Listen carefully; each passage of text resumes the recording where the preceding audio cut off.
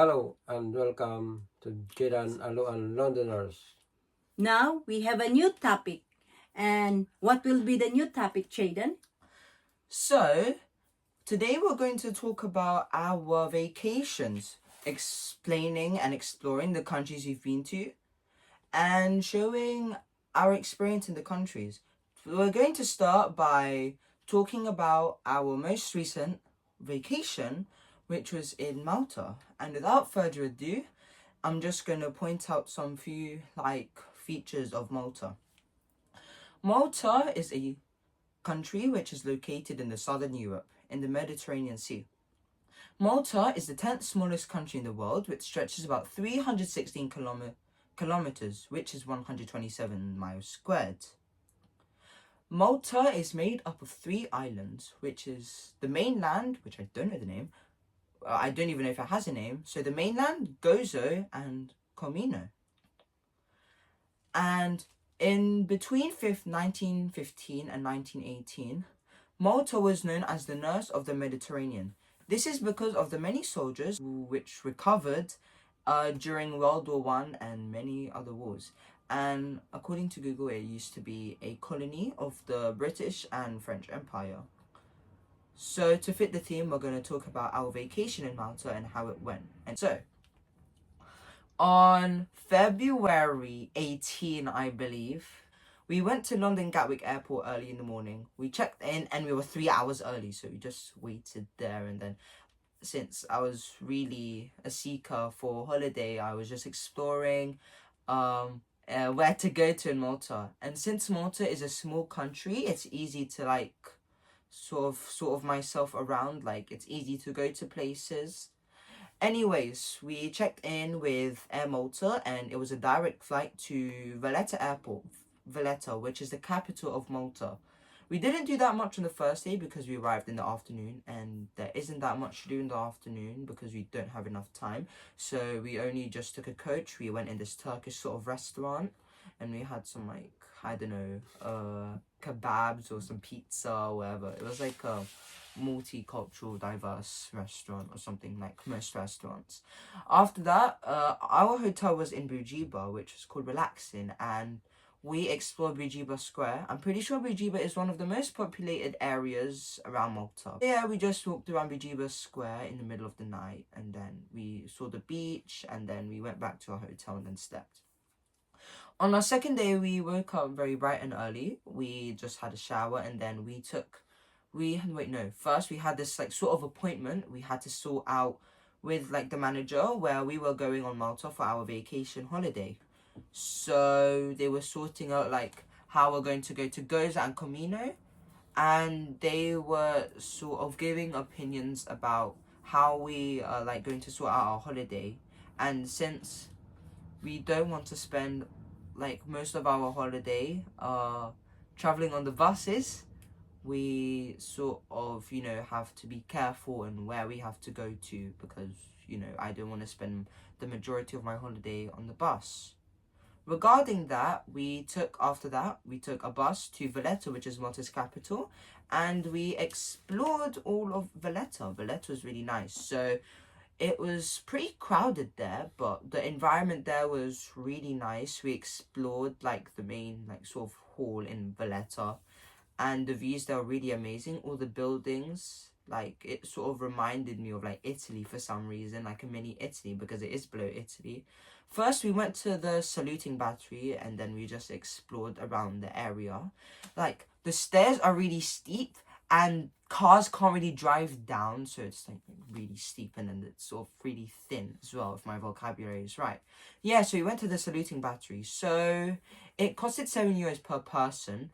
And what the saluting battery is, so it's an occasion where every day at 12 p.m. and 4 p.m. they launch a cannon ball into the coast, into the ocean. And I don't know why, but I think it's a sort of tradition there in Malta for the saluting battery. When we went there, it was only a few minutes before it was going to be launched. It was 11:55 and we had to check in already, and there were lots and lots of people, so it was a bit hard to record. But then after that, we had all the time to ourselves, and then we took pictures with all the cannons and etc. after that, we went to the Upper Baraka Gardens, which was really hyped on social media, but I wasn't really impressed because it was just the Upper Baraka Gardens. I was expecting a lot more, I don't know, maybe like animals or something, or like a really peaceful environment. It was crowded, but you know, we had to explore other places, and Upper Baraka Gardens wasn't the best. But after that, we just explored like other minor parts of Valletta as well. After going to Valletta, we took a bus directly going to Medina. Medina, which is known as the Silent City of Malta. So Medina has like this big sort of like what I call a citadella, and it's like this, I don't know, it's what I call a sort of fortress. Not really a fortress, like a traditional like white greyish cobblestone fortress. So we explored like around, and we came across this beautiful cathedral. And Malta is majority Catholic Christian, so that's a good thing because we're able to explore our like churches.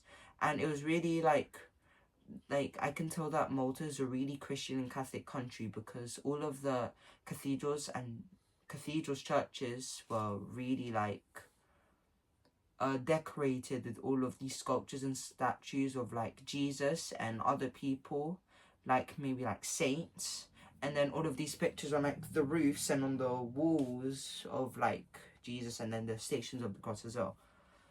And then we just explored the area of Medina. We went into the other city of Rabat, and then we had lunch, and we wanted to try some of Maltese foods. Well, when I was looking on the menu, they were serving like traditional Maltese rabbit. I was shocked. I never knew they served the rabbit.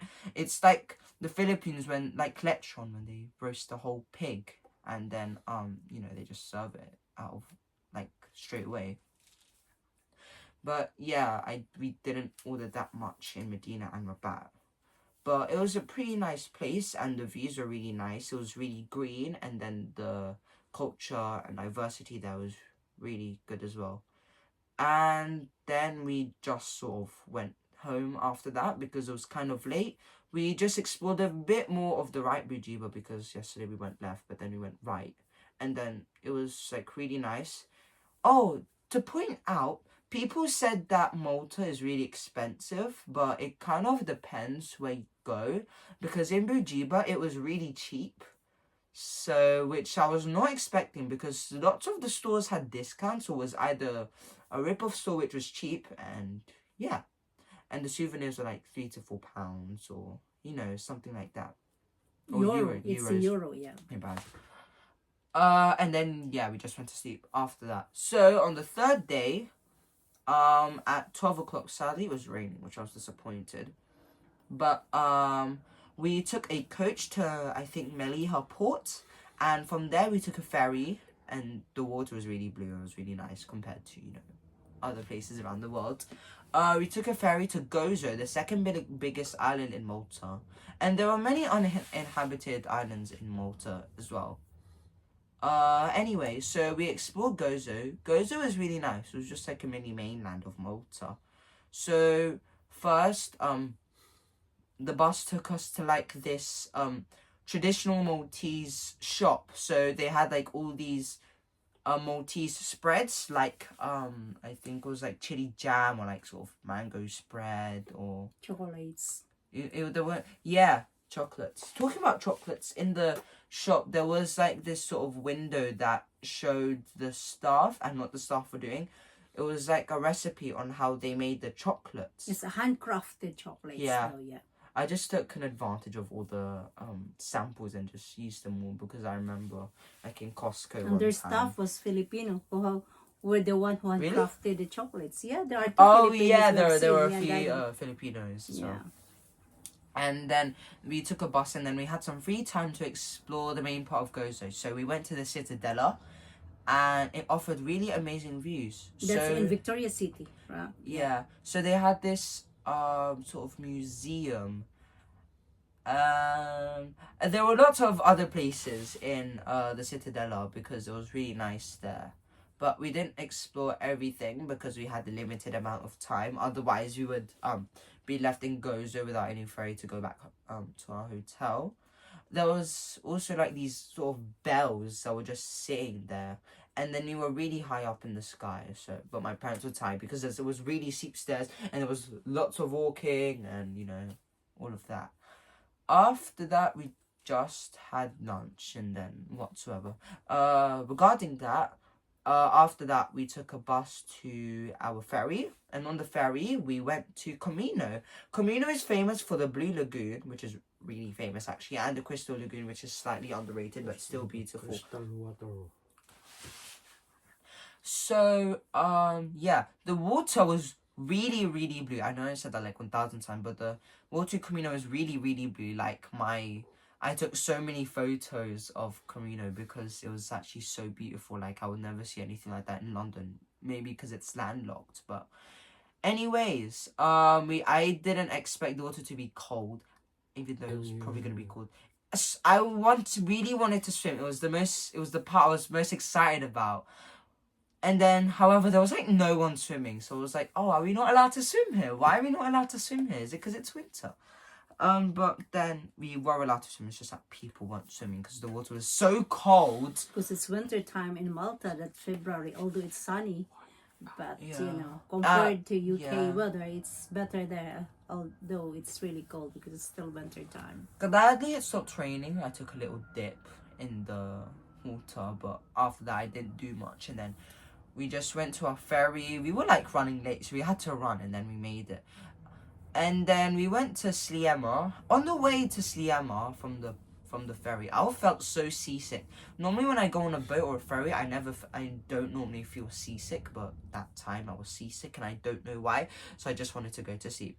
And then it was night time, so we took our coach from Sliema, and then we went back to our hotel and then had some dinner. On our last day, we didn't do that much because we didn't have enough time. So what we did, we booked tickets from an app called Viator to Popeye Village. So Popeye Village is a village where a movie called Popeye was filmed. I don't watch Popeye, but Popeye Village is a really famous place in Malta that people go to, so we decided to go to it. And they like had all of these activities, like they had like these like random obstacle courses, mini golf, and all these games that they played in Popeye. Like Popeye was a sort of opportunity to see Popeye in real life. So the actors there, they acted out like scenes from Popeye. And since it was winter, there wasn't that many activities compared to the summer where you could go like, I don't know, parasailing, I think. And fortunately, since we weren't allowed to swim in the winter, my parents, for some reason, they asked the baker, credits to the baker. The baker we asked the baker if we were allowed to swim, because even though we weren't allowed to swim, I didn't have that much of an opportunity to swim. And fortunately, the baker asked the manager, and the manager said yes. So we were allowed to swim in like the little sort of mini beach, in Popeye village, and the water was really blue. Wow, I said it for the 1,000th time, but it was really nice then. The water was still cold, but then eventually I got used to it. I took some ducks on the water, but I got some snorkeling gloves, but like it wasn't really useful because it wasn't that deep. I thought we would go like in the pure ocean, like maybe to I don't know, like the whole beach, and then just like go for a dive there and rent a boat or something. But then and then we just went shopping. We tried the traditional, like they were like Maltese meats. I think we tried the Maltese rabbit, but I'm not so sure. And then we just went home. Quick tips before I end this. If you're going to Malta, I recommend you go in the summer. Malta isn't as a famous place compared to other places in Europe, like Spain, Tenerife, Lanzarote, Menorca, Mallorca, or Greece, Rhodes, Skiathos, Karpathos, Crete, Heraklion, Zakynthos, Athens, Thessaloniki, Milos, Mykonos, or whatever. Yeah, all those islands, and maybe Italy, like Palermo, Sardinia, Sicily, Milan, Verona, Florence, and all these cities. And also, I recommend you rent a car because it's easier to go around.